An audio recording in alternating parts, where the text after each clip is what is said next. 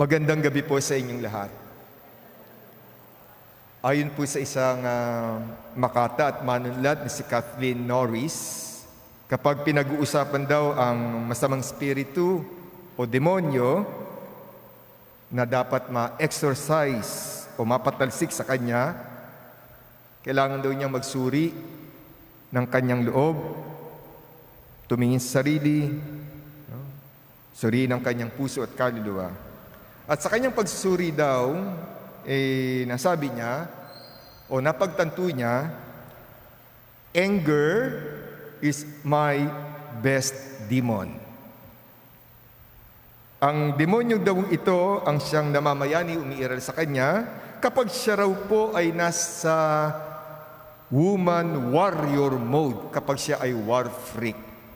Sabi niya, I go into this mode when I want to gratify myself, either in self-justification or to deny my fears.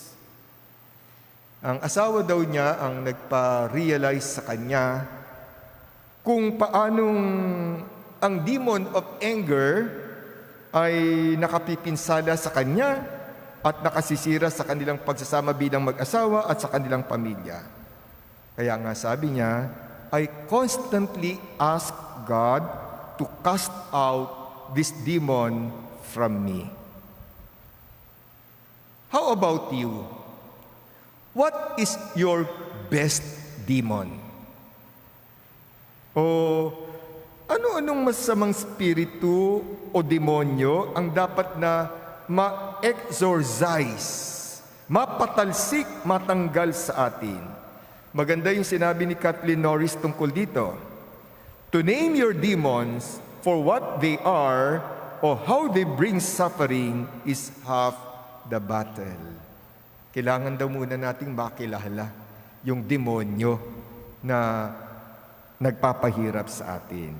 Natunghayan natin sa Ebanghelyo ngayon ang pagpapalayas sa masamang espiritu o demonyo na sumanib sa isang lalaki. Jesus has compassion for this man with an unclean spirit, and he regards him as a person in need of health, of healing, of liberation from the dominion of evil. Tulad ng lalaking ito, kinakailangan ding matanggal mula sa atin ang iba't ibang masamang espiritu. Indeed, there are various unclean spirits that are troubling us and even controlling us. Allow me to mention some of them.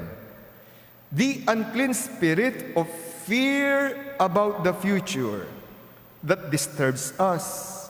Pumipigil ito sa atin para manalig at magtiwala sa Diyos. The unclean spirit of greedy accumulation. Nagtutulak ito sa atin na magkumahog sa paghahanap ng pera. The unclean spirit of anger and bitterness that we harbor. Nagkakait ito sa atin ng kapayapaang bunga ng pagpapatawad.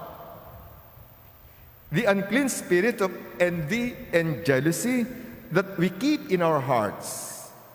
Nagnanakaw ito sa kasiyahan, contentment natin sa bagay na meron tayo. The unclean spirit of worldliness and materialism. Nagtuturo ito sa atin ng distorted values and wrong priorities. The unclean spirit of lust and covetousness. Ginagawa tayo nitong addicted to sensual pleasures, to sexual pleasures. The unclean spirit of depression na nararanasan ng marami ngayon. Naghahatid ito sa atin sa pag-iisip ng negatibo at sa iba, suicidal thoughts pa nga. The deadliest of all these is the spirit that tells us that we are not important, that we are nobody. Sumisigaw ito sa atin na walang nagmamahal sa atin, walang nagpapahalaga sa atin. My dear friends, When we let fear weaken our faith, and when we lack trust in God's almighty power, we slowly allow the unclean spirit, all evil spirit, to have more and more influence over us. For example, when we disregard and disrespect our being consecrated to God, we allow the evil spirit to manipulate and control us. Hinaya natin itong itulak tayo sa pagsamba at paglilingkod sa mga Diyos-Diyosa ng kayamanan, kapangyarihan, katanyagan, karangyaan, kasarapan. When we do not live out our Christian discipleship, we allow the evil spirit to enslave us and to oppress us. Nagiging bihag at alipin tayo ng kamunduhan sa halip na alagad at tagasunod ni Kristo. When we degrade and violate our baptismal dignity, we allow the evil spirit to have power over us. Pinabababa natin ang dangal natin bilang mga anak ng Diyos sa pamumuhay ng taliwas, sa pagiging Kristiyano, taliwas sa misyon na tinanggap natin sa binyag, taliwas sa gospel values na dapat sinasabuhay natin.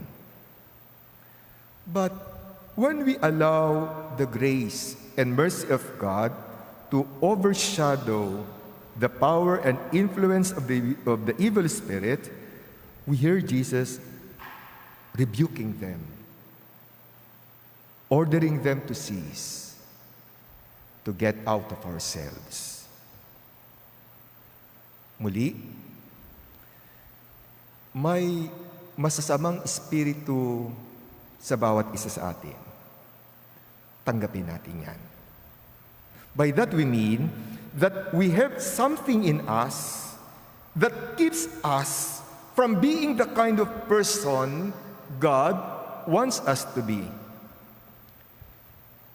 Nagiging alipin tayo ng trabaho, negosyo, paghahanap ng pera, o alipin ng gadget, internet, Facebook, social media, at Netflix. Kaya wala tayong panahon na magdasal at magsimba. Napangingibabawan tayo ng maraming alalahanin at pangamba. Worries, fears, and anxieties, kaya hindi natin nagagawang manalig at magtiwala sa Diyos. Hindi tayo makaalis-alis sa maliit na mundo at comfort zone natin para magsilbi sa kapwa, maglingkod sa pamayanan. Parang kontento na tayo na ang pagiging Katoliko natin ay naipapakita lamang natin sa pag-o-online mass. We spend large amounts of time, energy, and resources on ourselves, but very little on God and God's Word. Sige nga, kwentahin nga ninyo.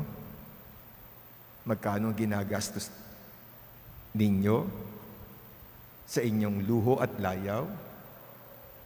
At magkano ang naiaambag ninyo sa mga gawaing pangsimbahan, gawaing nauukol para sa Diyos? Be honest. Marami pang maruruming spiritu na umaalipid at nagpapahirap sa atin. Marami pang mga bagay na nasa atin, na pumipigil at umahadlang sa atin, na maging mabubuting anak ng Diyos at tapat na alagad ni Kristo. Just as Jesus drove out the unclean spirit from the man in today's gospel, so the Lord wants to drive out the unclean spirits from us. He wants to free us from whatever is keeping us from being the kind of person God wants us to be. So, my dear sisters and brothers, let us approach the Lord Jesus in humility and beg Him to drive out every unclean spirit from us and to replace it with the Holy Spirit. Let us end with a prayer. And together we pray. Lord, I I am weak and powerless. I am nothing without you. Help me to acknowledge and believe that. Help me to humble myself before you and to be strengthened in that humility to overcome the power, influence, and temptations of the evil one. Jesus, I trust in you. Amen. Amen.